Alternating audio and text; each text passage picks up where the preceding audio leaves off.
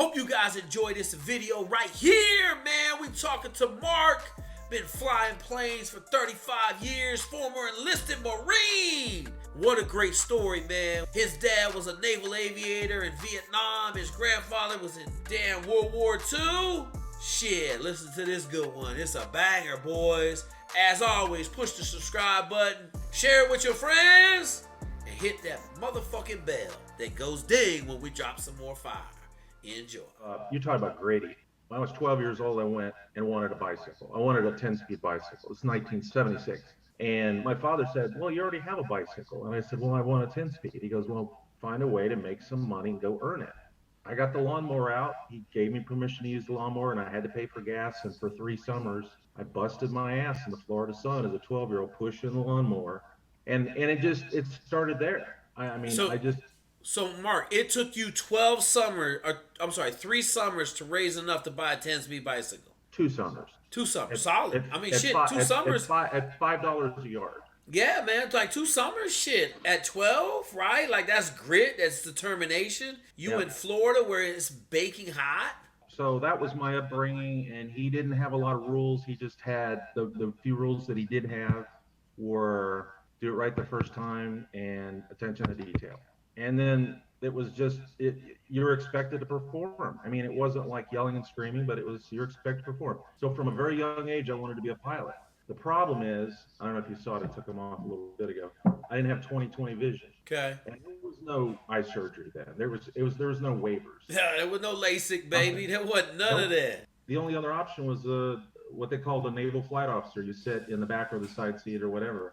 And so I was like, yeah, okay, that's fine. But then I had another little interesting event happen. One of our neighbors, his brother was at the Naval Academy, came home for Christmas plebe year. And this guy filled me with all kinds of stories. I decided I'm going to the Naval Academy. Okay. So all the way through high school, that was the plan. I'm going to be an officer. I'm going to go to the Naval Academy. I'm going to be naval flight officer. And that's it. So growing up, I was a dreamer. I was like, my head was in the books, but I didn't like math. I didn't like science. And I didn't have the grades to get in. Was anybody talking to you? Were you asking for help? Were you seeking mentorship at all? No. Like I imagine you listen to your dad, but a lot of times, like, we don't listen to our dads. You know what I'm saying? Correct. No, I did not have any mentorship. I didn't know to seek mentorship. I was just, I went to a high school where, well, let's see, we had 900 kids in my class, and right across the street from the high school was a recruiting office. Okay. Just the Marine Corps alone, he got 10% that year in 82, 81, okay. 82, the late entry. So there was a lot of people talking about going in the military, but not a lot of people talking about going to the service academies. I didn't know a lot of people, other than that one guy, the guy that I told you about who came home from plebe year. It's just something I wanted to do, and to be honest, I didn't put the effort into it, which is fine. Looking back now, it worked out. So how I got in the Marine Corps was I had a buddy who hated school, didn't do very well in school, was going in the military. This is in the Reagan years, and everybody was gung-ho to go in. And he's like, I'm going in the Marine Corps. I gave him a ride down there. I walked in just to get out of the rain, and there was the recruiter was in there, and he went in there to sign some papers or do something. And the recruiter looked at me. I was 17. He looks at me and goes, what do you want? And I said, what do you mean? He goes, you're not going to join, are you? Now I'm 6'4", and at the time I weighed about 160. Okay.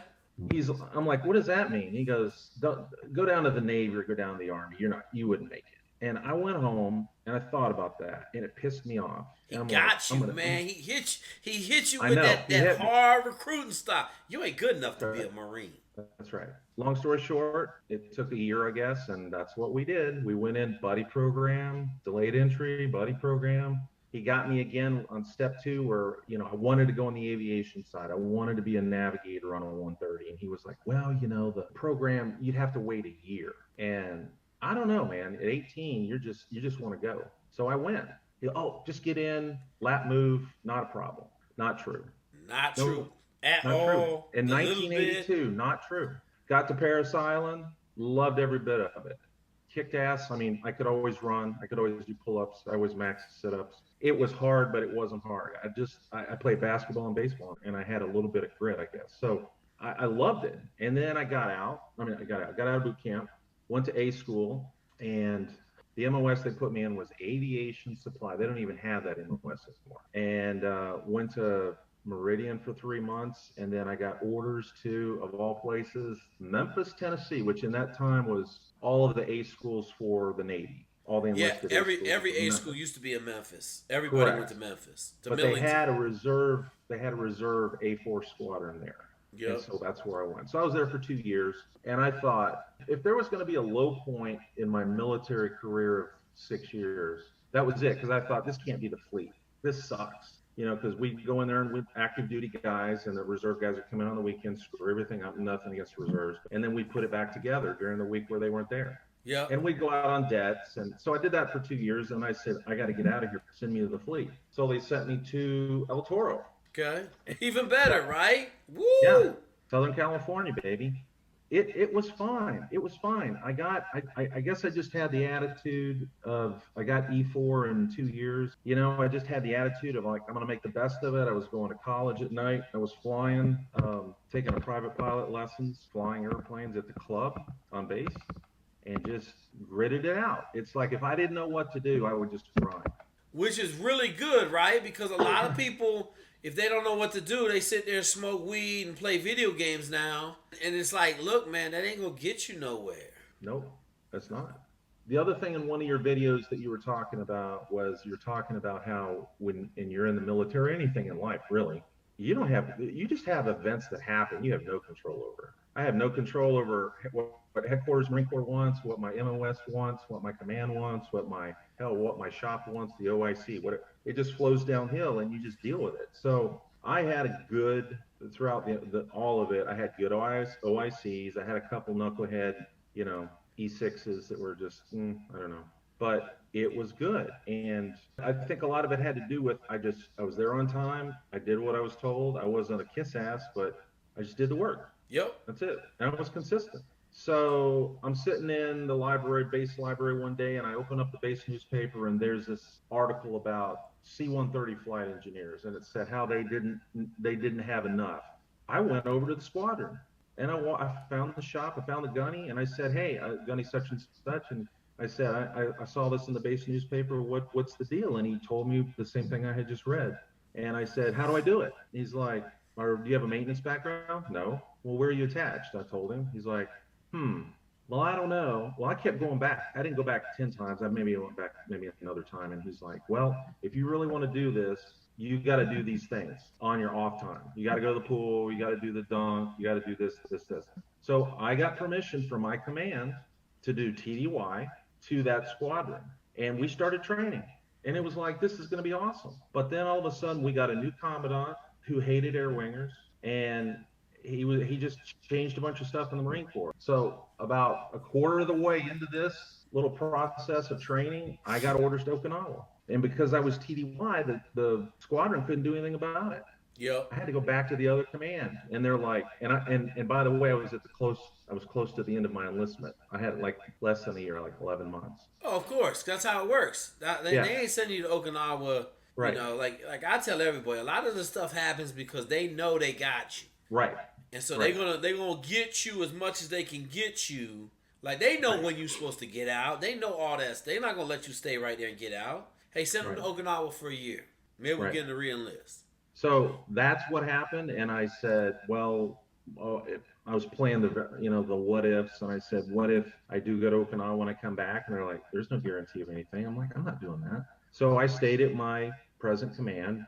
The training ceased, and I got out. Now, what was funny too, I got those orders 11 months to go. When I was about 8 months to go, left enlistment, they came out. This is April of '88. They came out with an involuntary separation because they were downsizing. And if you hadn't been promoted, which we couldn't get promoted as E4s in that MOS because the cutting scores were too high. Okay. You couldn't even get, and they weren't meritoriously promoting you to E5. I tell people, man, you want to not get promoted, go in the Marine Corps. Period. Right. They're not gonna promote you. You be a damn. No. You come up on high year tenure in the Marine Corps. I got out, and when I got out, it was like, oh fuck, what do I do? Because I had that nice structure. I was 24 years old, and now it's like, oh shit, I got to do something. So How much college did you have at that point? a year, because I was doing it one at a time, one Okay. semester. Yeah, All right. I had about a year. So I went Okay. back to school, and then just for Desert Storm kicked off, the flying jobs stopped. So from about 90 to about 96, I had to do other things, and then Yeah, I got. it's interesting you say that. I was at the Naval Academy from 90 to 95, right? Mhm. And 95, my class was the first class. They made 10, let's just call it African Americans. They made 10 people go to flight school, okay? And then they made Wow. 5 people go to NFO school. But shoot, there was only like, I want to say it was like 150 aviation billets a year. And I remember people were killing people to try to get an aviation billet because they just didn't have any, right? Like it just wasn't big. And Right. so, and now fast forward to where we are 25 years later, and like anybody can get an aviation billet. You just get the minimum maximum, they'll give you an aviation billet. Well, if anybody that's going to hear this or not hear this, commercial aviation is the same way. It's a cyclical business. In 1990, there were no jobs. In 2000, if you had a pulse, you could get a job. And now we're in that same, in 2022, we're in the same boat. Yep. So anyway, I got on, and then I thought, hey, everything's going hunky dory, and then 9/11 happened. Now I never got furloughed. Were you flying for the airlines at that point? Yes, yes, I was. Where'd Yep. you start at? I started flight instructing, doing little, whatever job you could get to build time. Yep. So you started off as like a flight instructor. You got Yep. your whatever 1,000 hours as a flight Yep. instructor. Then you went to That's right. regionals. Yep. Yep. Then you flew And regional props, and then you went to regional jets. yep, that's it. And then Yep. 9/11 happens and everybody slid back. Yep. So again, that goes back to what you're talking about. You were saying that, you might get to buds or you might get to training in the military and your hip goes out or this goes out or you have a bad experience. Somebody doesn't like you and I had one of those instances in the my last duty station, and I worked it out, and thankfully, you know, things were fine. It wasn't a big deal. It was just more of a personality conflict. So I'm where I'm at right now. I've been there 18 years, and everything's great. So good stuff, man. So you flying for the airlines right now. How much? So aviation is still your love and all of that. It's in it. Yep, that's in it. I got here a weird way. I don't want to. I don't want to say badmouth. That's the wrong word. I don't want to look down on that one kid you had on here who was talking about, well, when I get to buds, I'm going to be an instructor. And he had this, and you were trying to chop him down and say, hey, look, you gotta put one foot in front of the other.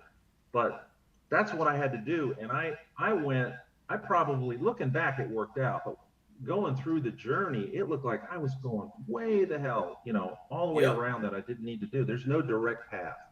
Those things just keep getting thrown. 9/11, involuntary separation, these little things that, orders, whatever, kids, family, whatever, you just got to grind through it. So I don't know. I saw that and I thought, is any of this information worth sharing from a guy that was 40 years ago? Yep. Same message you're preaching now. I should have heard it. I didn't. Nobody was preaching it then. But Mark, I tell people, I wish I had my shit. If I could have just watched my shit, like, man, I tell people, I went to business school based on a guy in an olive drab suit with some cordovan shoes on, telling us in an academy lecture, everybody in here should go to business school. I'm at Wharton right now. I went to Wharton 2 years ago. I'm making $1.5 million right now. I didn't know what business school was. I didn't even know. I had never even heard of a master's program. right. Right? Like no one in my family went to college. Kind of. My mom kind of went to college, but no one, like, education was big in my family, but it wasn't big to the point where people got college degrees. Right. And Right. so I tell people, like, man, like, if I would have just understood, like, the school system, right? Harvard, Harvard, Stanford, and then everybody else, right? And I did when I finally got to apply, but for 7 years, I was just like, oh yeah, I'm gonna go get an MBA. Didn't have any idea what it meant. Didn't know what it was, right? I kind of took the other journey than you did, Mark, because I was watching Top Gun every day, man. And so I wanted to be in my mind, I wanted to be an aviator, but like who I was the other thing. you know. Right. Are you glad you went to the academy? No, I wish I'd have went to West Point. To be honest with you. Okay. Yeah, like I tell the story like, I mean, once again, right? No guidance. Right. There is no way that one of my kids is going to go to a college that he has never visited. Right. And I literally chose the Naval Academy because it had sailboats on the cover. West Point had three people in a dark granite kind of archway. Right. Naval Academy had a really good wrestling team and the number two engineering program in the country. I was going to go be aerospace engineer. And Army's school wasn't ranked really high. Like the academic part of it was, and they had a writing requirement your junior year that everybody was failing, right? And so Right. I was illiterate when I went to college, and I was like, "Ooh, I go to Naval Academy and do engineering and never take any reading writing classes." So, but like I was asking you about guidance and mentorship because I was in my town. Not one person pulled me up. Nobody. No. No, like if I knew the neighbor was going to had an opportunity to go to West Point Naval Academy, I would go next door and say, "Hey man, come on, we gotta go for a walk. We're gonna talk." Right? Yeah. Like, and I had them all over. Nick Davis's dad. I had a general write my letter of recommendation. He didn't call me over to the house and say, "Hey Jake, let's talk about this. Let's talk about the differences between the Army and the Navy." I don't like the Naval Academy because it's not an inclusive environment. One, and then the other thing is like the whole institution is so pretentious around the officer mystique. Kind of like what you're saying, right? Like everybody holds the officers in such high regard. But Yep. like in my opinion, 90% of the officers come out of the Naval Academy are nerd ass dudes that have no functional leadership ability at all. Mm-hmm. When I go to West Point, that's not what you see, right? Like West Point, Mm-hmm. they're being raised to take care of the E1, right? Like the soldier Right. in the army is their purpose. And that's so much more fundamental to who I am. You probably already know this, and I experienced it firsthand. So let me tell you something that's super important well, I'm seeing a bunch of that could be a problem. You said studying. Um, so when I learned to fly in '83, I went to the military flying club. I went to the flying club on base, Yep. and it's the cheapest way to do it. So went there. All my instructors were naval aviators. Dude, they pounded the shit basics into me, like a little more than you would in a civilian flight school. Yep. That has paid me dividends for 30 years. So give me a couple of those basics. Give me a couple of them. Okay, when you're flying a plane straight and level and you have to climb, it's all a combination of pitch and power. You don't just jam the power forward and climb and then, because if you do that, it's in that equilibrium of, you got to slow it down because now you got all this power in, you got to take it all out. Well, now you're just bouncing all over the air. So pitch and power and trim. The larger the aircraft gets to be, the easier it is to fly, only if you know how to trim that thing. If you don't have the basics, it's probably like, shooting pistols or rifles or M4s or whatever you guys are doing. You got to have the fundamental mechanics down. Yep. Those guys had it. And so they just passed it on to me. I'm not seeing that in these kids that are coming out. No, I'm not saying none of them. I'm just saying a lot of them because they're used to the video games and the general aviation aircraft now have Garmin GPS and they can't do. You're talking about land navigation. They can't do basic airman navigation. When the Yep. shit hits the fan, they don't know how to go from point A to point B or deviate around to point C Yep. without pushing buttons. Well, so I'm not saying that that's, going to be causing major problems, but this technology is not, it's a good thing, but if they don't have the basics, they're going to struggle. And, it's the way it is. But yeah, that's a problem. I don't know that it's going to cause any major problems, but if you're telling them to study, just say, hey, seek help, seek mentorship because there's a lot to learn, but you got to have basics. So Mark, we have a whole pipeline down at flight school right now. Like Hmm. we have a whole set of mentorship set up. Like all of them, like they know they can push the emergency warning button if they got a problem and they got an instructor. They got flight school a little bit wired a little bit differently, and I want to say they get 25 hours in a general aviation airplane, like a 182, before they even start flight school. Oh, wow. So they got a couple different things they're doing down there. We try to have all our guys at 50 hours before they get there.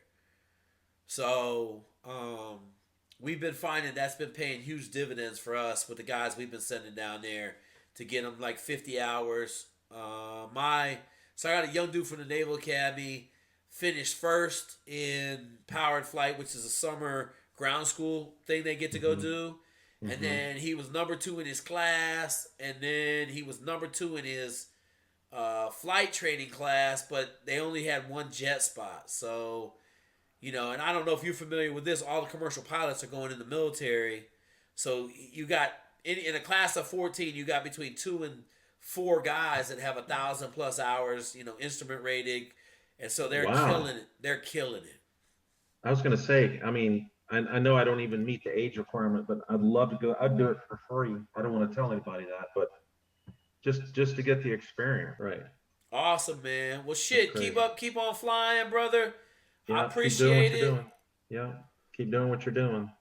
Thank you, man. Okay. Wow. 40-year career, military dude, general aviation, enlisted to commercial airline pilot, flying a 650 commercial, corporate jet now. Man, I hope you enjoyed this conversation we just had with my man Mark. Powerful deal, man. Powerful. Reiterating the simple things, man. The simple things matter. Do it right the first time. In my family, we call it, be a superstar. Do it right the first time. So, as always, man, if you enjoyed this, share it with your friends. If you loved it, push the subscribe button. And then hit that little bell that goes ding when we drop some new fire. Hey, man, as always, we building champions for life.